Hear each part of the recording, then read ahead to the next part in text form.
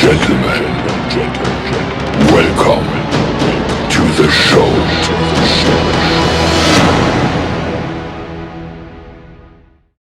Good morning to all of you. और आज का सेशन में आपका स्वागत है। और इस सेशन में आप बहुत कुछ सीखने वाले हैं, क्योंकि इस प्लेटफॉर्म में हम हर हर दिन कुछ ना कुछ नया सीखते हैं। और आज भी आप कुछ नया सीखने वाले हैं। और इस जो आज का टॉपिक है वो एक बेहतरीन टॉपिक है, क्योंकि इस टॉपिक पे हम अपने बच्चों से लेकर एज पर्सन तक हम अपने एजुकेशन पर काम करते रहते हैं। के ऊपर एजुकेशन है कि आज के टाइम में वो एजुकेशन ही मिलनी जो हमें मिलनी चाहिए। तो उसके ऊपर मैं बात करूंगा, एजुकेशन जो फॉर्मल वर्स फाइनेंशियल एजुकेशन। तो लेट्स शेयर द पीपीटी। तो आज आपके इस प्लेटफॉर्म पे आपका स्वागत है। तो इसमें आज मैं क्वेश्चन पुट करना चाहूंगा कि जो लिसनर है वो मतलब पेरेंट्स भी हो सकते हैं, स्टूडेंट भी हो सकते हैं और टीचर भी हो सकते हैं। क्योंकि यही आगे जाकर मतलब आने वाली जनरेशन को एजुकेट करते हैं। और तो एजुकेट करते हैं ताकि आने वाली उसको ये पता लग सके कि एजुकेशन की क्या इम्पोर्टेंस है। तो आपके अनुसार मतलब कल क्वेश्चन पुट करूंगा कि कौन आपके अनुसार प्रेजेंट एजुकेशन के हिसाब से कौन सा ये एजुकेशन इम्पोर्टेंट है, फॉर्मल बस फाइनेंशियल? आप मुझे लिख के बता सकते हैं।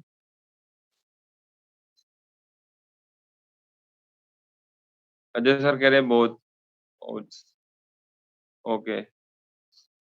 सुप्रिया मैम कह रहे हैं बहुत।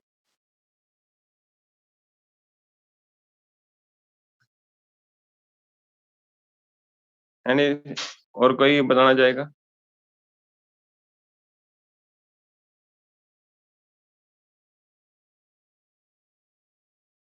चलो देखते हैं मतलब कौन सा बेहतर है। तो उससे पहले मैं अपना इंट्रोडक्शन दूंगा। इंट्रोडक्शन, मेरा नाम जैसे आप जानते हैं कि मेरा नाम जतिन है। और मैं एक मैकेनिकल इंजीनियर हूँ। और उसके साथ मैंने रिसेंटली एक बुक लिखी है जिसका नाम है कलम में जान है। एक पोइट्री बुक है। और उसके साथ मैंने एंथोलॉजी में पार्टिसिपेट किया और उसका मैं को ऑथर बन चुका हूँ। तो उसके साथ I am the inspiration speaker and YouTuber and I am the poet. और ये जो आज का सेशन है, एक मिशन के ऊपर मैं काम कर रहा हूँ, वर्क एम्पावरिंग द पीपल, कि लोगों को मैं इंस्पायर कर सकूं कि वो अपनी लाइफ के अंदर सेल्फ इंडिपेंडेंट बन सके। और इस एजुकेशन के माध्यम से हम लोगों को अ, चार जो मैंने टारगेट बनाया 40 करोड़ लोगों को इंस्पायर करने का, तो उसको हम पूरा कर सकते हैं। मैं अकेला नहीं, मतलब हम टीम के थ्रू पूरा कर सकते हैं। ये मैसेज को पूरे वर्ल्ड में पूरे लोगों में फैला के ये है कि हम लोगों को इंस्पायर कर सकते हैं, उनको ऐसा ही एजुकेशन प्रोवाइड करके। तो इस अगर इस वीडियो को आप दे पूरा अंत तक देखते हैं तो वो दूसरों के साथ जरूर शेयर करें। तो हम पर सबसे पहला क्वेश्चन है आपसे पुट करूंगा कि व्हाट इज एजुकेशन? आपके अनुसार what you mean by the education? Comment में आप लिख के बता सकते हैं।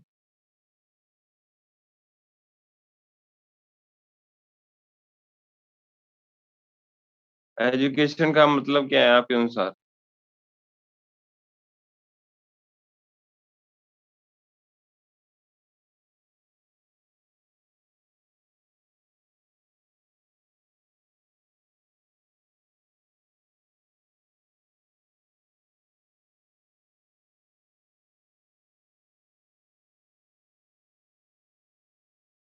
चलो मैं बताता हूँ कि एजुकेशन क्या मतलब क्या है। एक ऐसी प्रक्रिया या ऐसी क्रिया है। ओके, अजय सर ने बताया है कि educate anyone about A topic like moral values.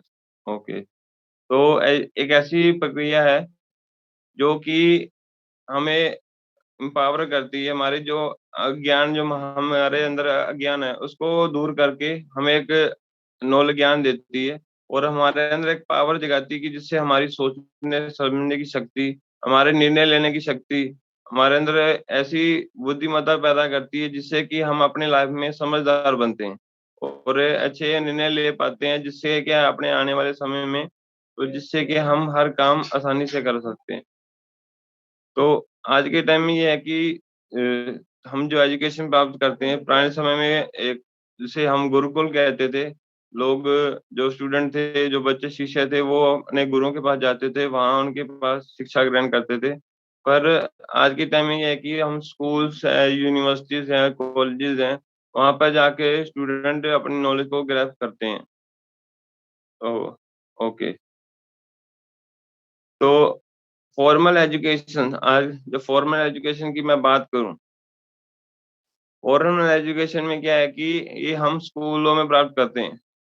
पर इसमें है कि आजकल जो स्टूडेंट है, वो एक रट जो सब्जेक्ट जैसे है, इसके अंदर फॉर्मल एजुकेशन में क्या होता है कि जब स्टूडेंट नर्सरी से लेके जो 12th स्टैंडर्ड तक होता है, ये बेसिक नॉलेज प्रोवाइड करता है कि अलग-अलग सब्जेक्ट के रिलेटेड अलग-अलग स नॉलेज प्राप्त करता है, ताकि आने वाले जो उसके जो प्रोफेशनल लाइफ के अंदर जो एजुकेशन है, उसके अंदर वो थोड़ा उसके अंदर बेसिक जो अपना बेस को मजबूत कर सके। तो मैं कह रहा हूँ जो नर्सरी से लेके जो 12th तक जो +2 तक हाई सेकेंडरी तक होती है एजुकेशन, वो सब सब के लिए ज़रूरी है।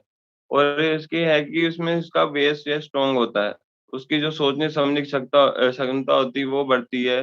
वो अलग-अलग विषयों के बारे में सोच पाता है, समझ पाता है। तो जिससे कि उसका जो wide range of the education है वो बढ़ता है।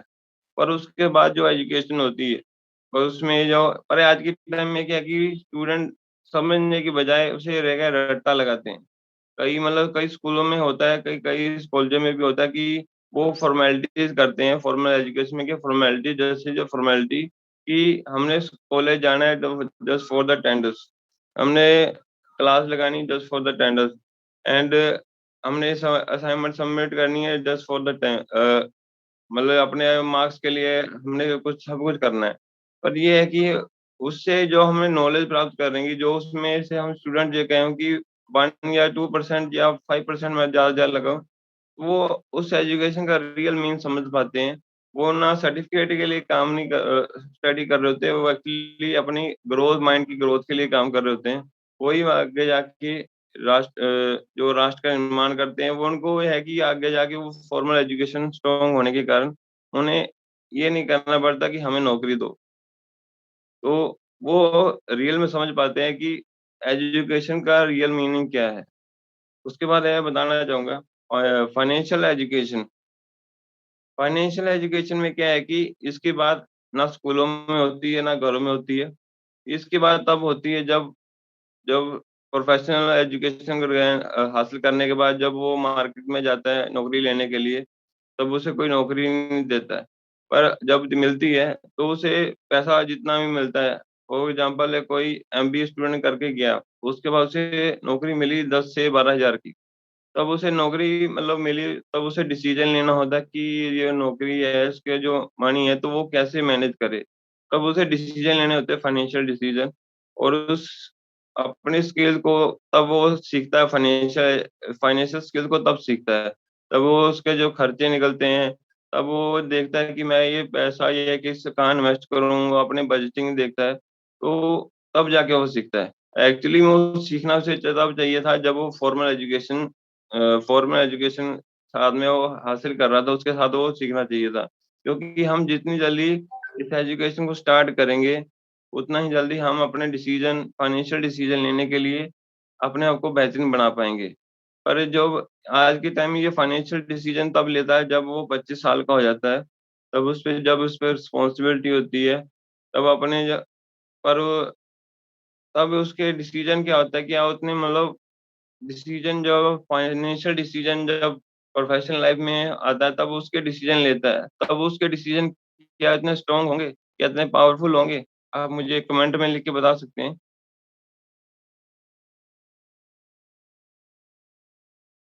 तो फाइनेंशियल डिसीज़न लेने से क्या है कि हम फाइनेंशियल डिसीज़न तब लेने जैसे हम फाइनेंशियल एजुकेशन पे हम इन्वेस्टमेंट सीखने के लिए क्या है, जब हम पर्सनल खुद पे काम करते हैं तब सीखते हैं। और एक्चुअली हमें जब हम प्रोफ़ेशनल लाइफ़ जब फॉर्मल एजुकेशन हासिल करते हैं, उसके बाद है कि 1 से 2 साल हमें इस पे भी इन्वेस्ट करने चाहिए, ताकि हम अपने अच्छे लाइफ़ के अंदर अच्छे डिसीज़न ले सकें। ताकि हम अपने को इतना एम्पावर कर सकें कि आने वाले जो फ्यूचर प्लान है या फ्यूचर गोल को हासिल करना है, वो हम आसानी से कर सकें और आने समय में बेरोजगार या गरीब रहने के बजाय हम एक रिच या वेल्थी पर्सन बन सके। तो नेक्स्ट,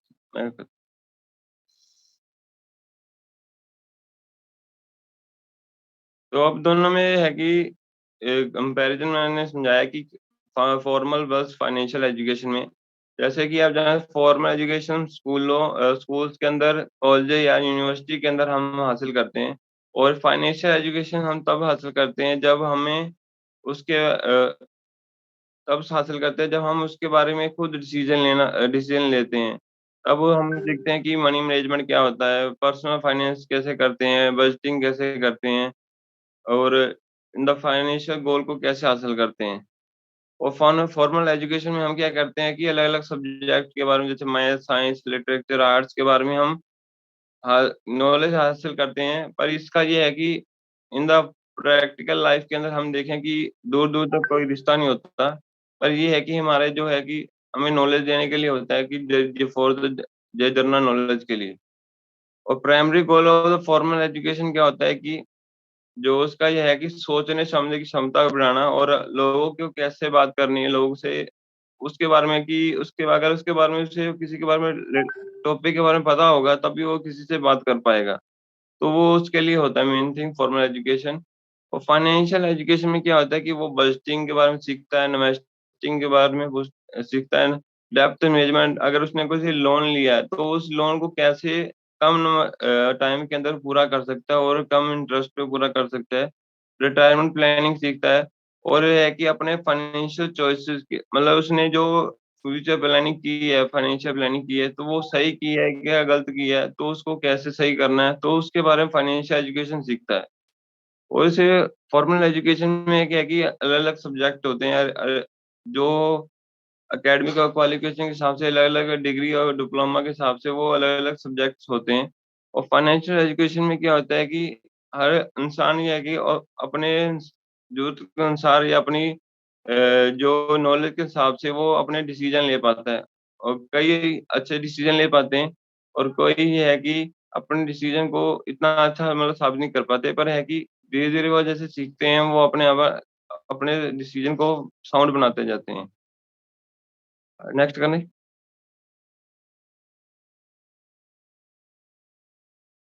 तो आपके अनुसार मतलब कौन-सा जो है बेहतरीन है?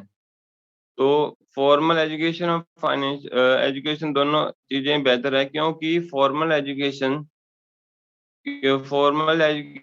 के बिना, जो फाइनेंशियल एजुकेशन फॉर्मल एजुकेशन के बिना अधूरी, क्योंकि हम बेसिक जो है, जो हमारा फाउंडेशन है, वो हम इस फॉर्मल एजुकेशन से हासिल करते हैं। और जो फाइनेंशियल एजुकेशन में क्या होता है कि जो हम प्रैक्टिकल लाइफ़, जो रियल लाइफ़ हम जीते हैं, तो उसमें जो हम हर दिन जो पैसा जो खर्च करते हैं, उसके बारे में सीखते हैं।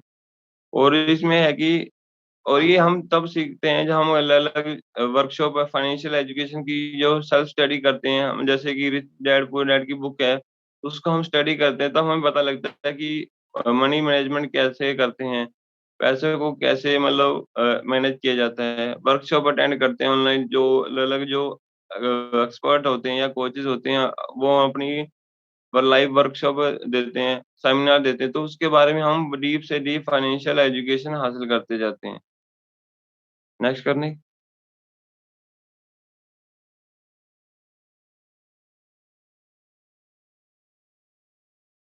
तो फॉर फॉर्मल एजुकेशन और फाइनेंशियल एजुकेशन में क्या रिलेशन है? तो इसमें है कि दोनों में एक-दूसरे से जुड़ी हुई है, पर ये है कि हम फॉर्मल एजुकेशन को सबसे ज़्यादा इम्पोर्टेंस देते हैं। आज के टाइम में जो है कि जो फॉर्मल एजुकेशन के ऊपर जो उसकी फीस है, वो दिन-दिन प्रतिदिन बढ़ती जा रही है। उसके ऊपर लोग लाखों रुपए इन्वेस्ट कर रहे हैं, पर जो फाइनेंशियल एजुकेशन के ऊपर हम जो 90% लोग तो ₹1 भी इन्वेस्ट नहीं करते, और जो इन्वेस्ट करते हैं, वो ही आगे जाके मतलब अपने अपने लाइफ के अंदर रिच होते हैं, वेल्दी पर्सन होते हैं, और जिसके कारण वो अपने लाइफ के अंदर अच्छे डिसीजन ले पाते हैं। तो मेरा ये क्वेश्चन है कि हमें ये फाइनेंशियल एजुकेशन पे इन्वेस्ट करना चाहिए as compare to the formal education. आप मुझे लिख के बता सकते हैं?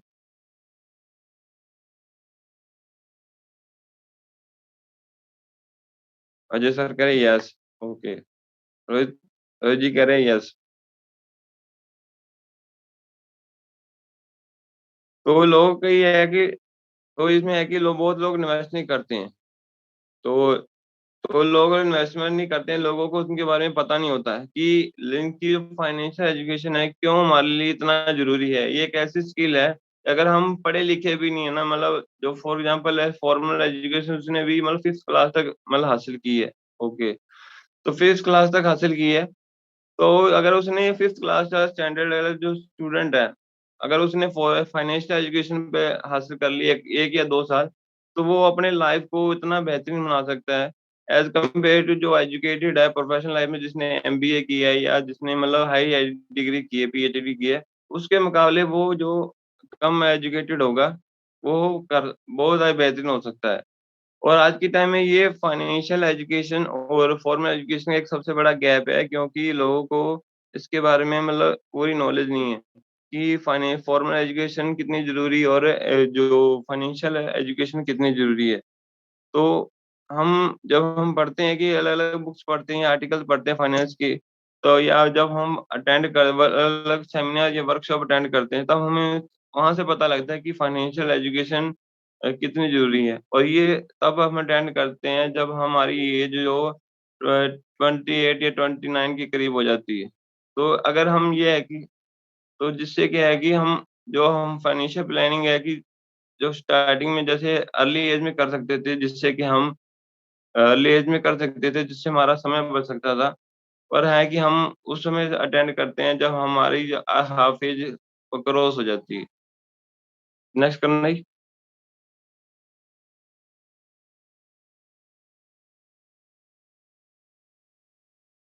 तो मेरा ये क्वेश्चन है कि why the majority people in the है कि अनएम्प्लॉयड, एजुकेट होने के बाद भी मतलब पुअर रहते हैं और अनएम्प्लॉयड रहते हैं, क्यों? इसका रीज़न क्या है? क्योंकि जो फॉर्मल एजुकेशन में वो ग्रैब्स करते हैं या प्रोफेशनल एजुकेशन जो उसके बारे में जिसकी उन्होंने डिग्री या डिप्लोमा किया होता है, उनकी जो नॉलेज होती है, क्योंकि वो जो एजुकेशन है वो बहुत सालों से एक सेम ही चलती आ रही है। पर जो मार्केट की डिमांड है वो हर दिन बदलती रहती है। तो उसके हिसाब से जो जितने हिसाब से वो आज ग्रेजुएट हो रहे हैं, लिटरेसी रेट बढ़ रही है, उस हिसाब से जॉब मार्केट में नहीं है। तो जिससे क्या है कि लोग सबसे ज़्यादा जो है अनएम्प्लॉयड रहते हैं, जिससे कि एम्प्लॉयड रहने से गरीब ही रहते हैं। दूसरा ये है कि क्वालिटी ऑफ एजुकेशन, जो हमारी जो लिटरेसी रेट है दिन प्रतिदिन बढ़ती जा रही है, और दिन प्रतिदिन बढ़ते जाने से क्या है कि जो हम सीख रहे हैं और जो मार्केट के अंदर जो चल रहा है तो उसके साथ मैच नहीं करता है। तो हमारी जो एजुकेशन है वो पुअर है एज़ कम्पेयर टू मार्केट के अंदर जो स्किल्स है, जो हमें एजुकेशन की रिक्वायरमेंट है वो इतनी मतलब बेहतरीन नहीं है। तो जिसके कारण वो क्वालिटी के अंदर ये है कि उसकी क्वालिटी वीक होती जा रही है। नेक्स्ट करना जी। Globalisation and technology advancement. तो इसमें क्या है कि जो हमारी अ, इंडिया की जो ग्रोथ के लिए क्या है कि टेक्नोलॉजी की ज़रूरत पड़ती है। जो टेक्नोलॉजी आजकल आज के समय में क्या है कि इंडस्ट्री के अंदर एआई जैसी टेक्नोलॉजी आ गई है, तो जिसकी एजुकेशन आज के समय में अभी तक नहीं कराई जा रही है। तो आज के टाइम में उन स्टूडेंट को रखा जाएगा जिनको एआई के बारे में नॉलेज है। चाहे हल्की मतलब थोड़ी-सी नॉलेज है, पर उनको रखा जाएगा। पर जो आजकल जो डिप्लोमा डिग्री करके जो निकल रहे हैं, तो उनका कि मतलब उनकी जो मार्केट रिक्वायरमेंट है वो ज़ीरो हो जाती है। जिसके कारण वो है कि अनएम्प्लॉयड और पुअर रहते हैं। नेक्स्ट करना है।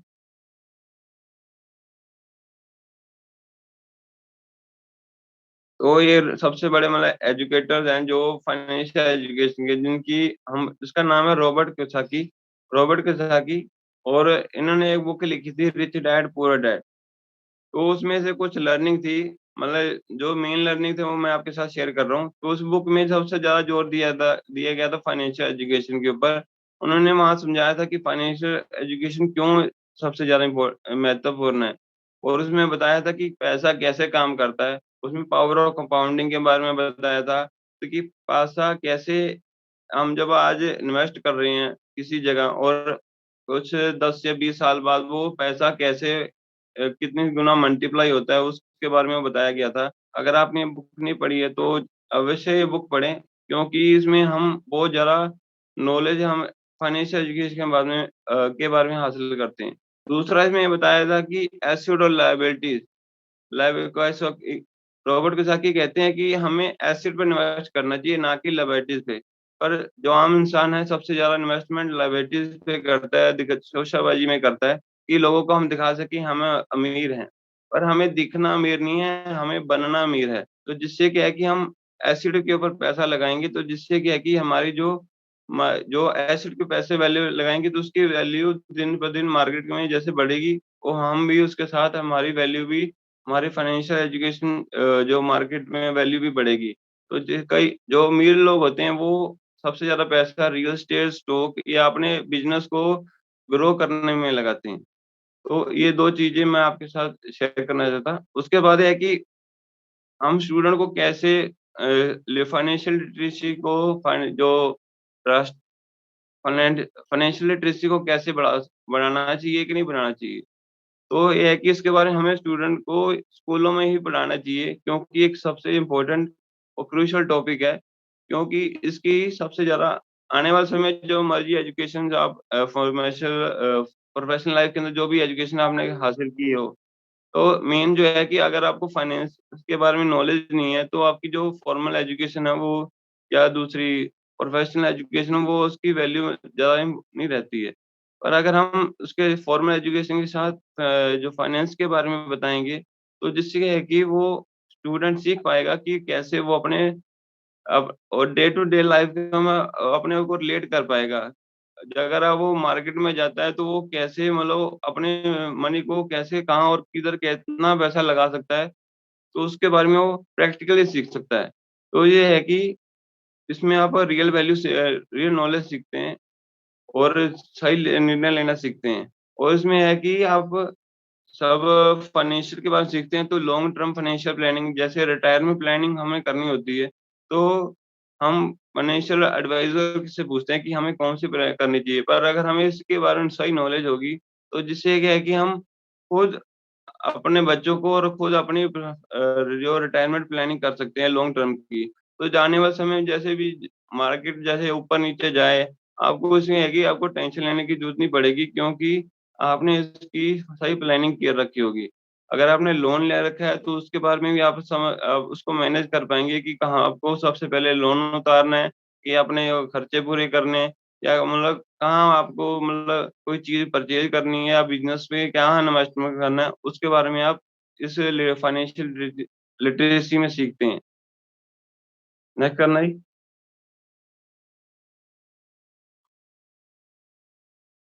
उसके बाद है कि इसमें आप अवॉइडिंग द डेब्ट एंड फाइनेंशियल पिटफॉल्स, जैसे कि हम लोन कई बार है कि लोन लेते हैं, स्टूडेंट एजुकेशन लोन लेते हैं जैसे, तो उसके बारे में हम सीखते हैं कि अगर उसके पता होगा कि वो उम्र जैसे अब जब वो एजुकेशन खत्म करके जाता है तो वो अपने मार्केट जो जॉब करता है तो उसे जो वो उसका लोन होता है उसका उसका मतलब डर बहुत सताता है कि वो लोन कैसे उतारेगा। तो अगर वो उसके बारे में उसकी नॉलेज होगी कि फाइनेंशियल एजुकेशन के बारे में, तो वो उसको पता होगा कि इसे लोन कैसे उतारना है, अपना जो क्रेडिट कार्ड ले रखा है उसे कैसे यूज़ करना है, और जो अदर फाइनेंशियल प्रोडक्ट्स होते हैं जैसे इन्वेस्टमेंट के बारे में या बजटिंग के बारे में, वो भी उसको आसानी से पता लग जाएगा। तो जिससे क्या है कि चाहे मार्केट ऊपर हो, चाहे जाए नीचे जाए, तो उसके बारे में हर चीज़ को आसानी से मैनेज कर पाएगा।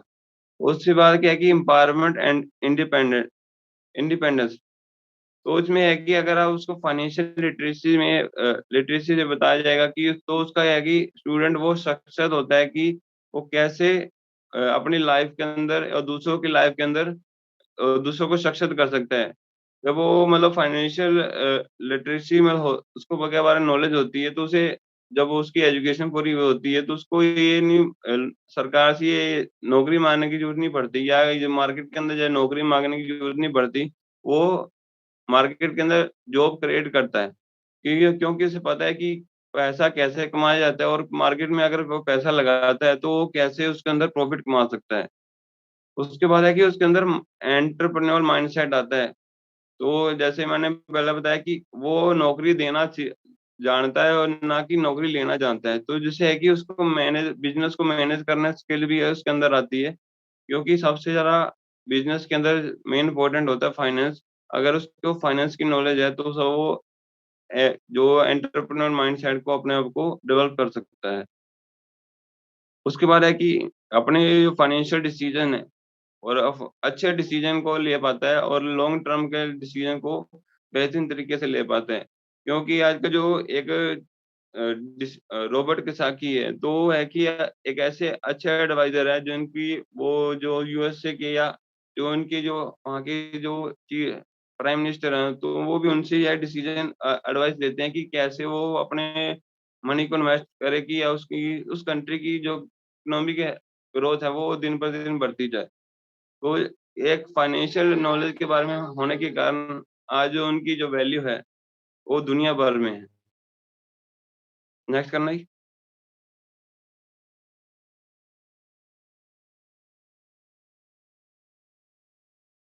और फिर ना ये है कि हम स्टूडेंट को कैसे पेरेंट्स सिखा सकते हैं कि फाइनेंशियल एजुकेशन के बारे में। तो जब पेरेंट्स हैं कि जब आप मार्केट में जाते हैं, तो मार्केट जाते हैं जब अपने जो बच्चों को भी साथ में लेके जाएँ, तो उनसे पूछें कि उनको अवेयर कराएँ कि जो फाइनेंशियल डिसीज़न कैसे लिए जाते हैं। जब आप कोई चीज़ परचेज़ करते हैं, तो उनसे पूछें, 2 चीज़ें लेके उनके दोनों को कंपैरिज़न के बारे में पूछें कि हमें कौन-सी चीज़ लेना बेहतरीन होगा और कैसे बेहतरीन होगा। उन दोनों के डिसीज़न लेना सिखाएँ और कैसे ले सकते हैं उसके बारे में बताएँ। दूसरा है कि इसमें टिप है कि अपने बच्चों को 2 पिग्गी बैंक लेके दें, मतलब जो उसे गुल्लक कहते हैं, तो पिग्गी बैंक लेके दें जिसमें कि एक पिग्गी बैंक में वो है कि अपनी डेली की सेविंग कर सकेगा।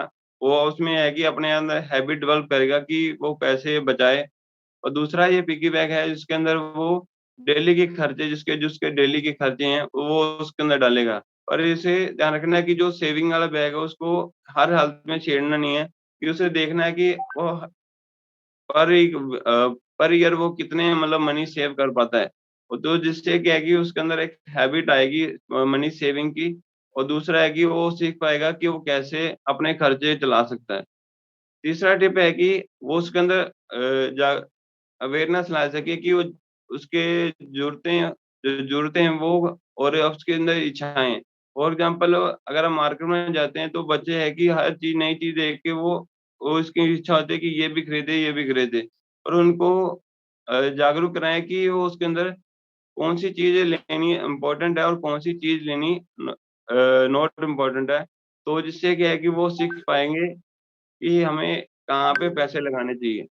उसके बाद 4th टिप है कि उनको इनकम और एक्सपेंसेस के बारे में बताएँ।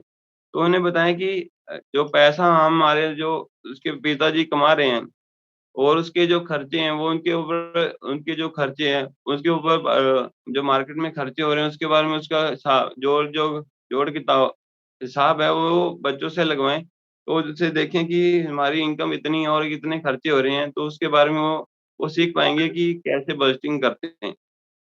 अगला टिप है कि teach how to spend money wisely और अगर वो मार्केट में जाएँगे, तो जिससे क्या है कि उन्हें बताएँगे पैसे को किस तरह खर्च करना है और किस तरह अगर वो मार्केट में जाते हैं, तो वो देखें कि कौन-सी चीज़ लेनी है उनके लिए, कौन-सी क्वालिटी की चीज़ लेनी है इन्वेस्ट करना मतलब खरीदना अच्छी है। फॉर एग्ज़ाम्पल वो एक ड्रेस खरीदते हैं और वही ड्रेस वो उन्हें मतलब ₹1000 में मिल रही है और वही सेम कलर की ड्रेस उन्हें मतलब कम दाम में मिल रही है, तो उनको देखना होगा कि वो कौन-सी ड्रेस किस पर्पज़ के लिए खरीदें, तो उसके बारे में निर्णय लेने सीखते हैं। उसके बाद नेक्स्ट टिप है avoid impulsive purchase. Impulsive purchase में क्या होता है कि कई बार बच्चे ऐसे हैं कि नई-नई चीज़ देख के अननेसेसरी खरीदते हैं पर उसका रियल लाइफ़ में उनका कोई मतलब नहीं होता। तो वो उन्हें बताएँ कि कौन-सी चीज़ लेनी है कौन-सी चीज़ और कौन से दाम की चीज़ लेनी ज़रूरी है। तो जिससे क्या है कि उनकी क्वालिटी दोनों के अंदर फ़र्क दिखाएँ कि कौन-सी चीज़ लेनी बेहतरीन है, कौन-सी चीज़ लेनी बेहतरीन नहीं है। और last and saving and investment. तो उसके अंदर है कि हम जैसे हम पिग्गी बैंक देते हैं तो उसमें है बच्चे सीखते हैं कि सेविंग के बारे में और उस सेविंग वाले मनी को कहाँ इन्वेस्ट करना है। तो जिससे क्या है कि इन्वेस्टिंग के बारे में सिखाएँ, ना कि उसको स्पेंडिंग के बारे में ज़्यादा सिखाएँ। और लास्ट है कि इनको बताएँ कि पैसा कैसे मल्टीप्लाई होता है, उसके बारे में पेरेंट्स जो है ज़रूर बताएँ। तो यही था आज की नॉलेज थी और उसके बाद मेरा नाम जैसे अब जतिन है और मेरा नाम मैंने मैकेनिकल इंजीनियरिंग की हुई है और अपने मिशन के ऊपर जैसे मैंने इस टॉपिक को शेयर किया, तो उम्मीद है कि आपको ये अच्छा लगा होगा। अगर अच्छा लगा तो आप मुझे इस सोशल मीडिया पे बता सकते हैं और अगर आपको अच्छा लगा तो दूसरों के साथ ज़रूर शेयर करें एंड अगर आपको ये कितना अच्छा लगा तो मुझे कमेंट में लिख के बता सकते हैं। Thank you and thank you for the Kumar sir for giving me chance.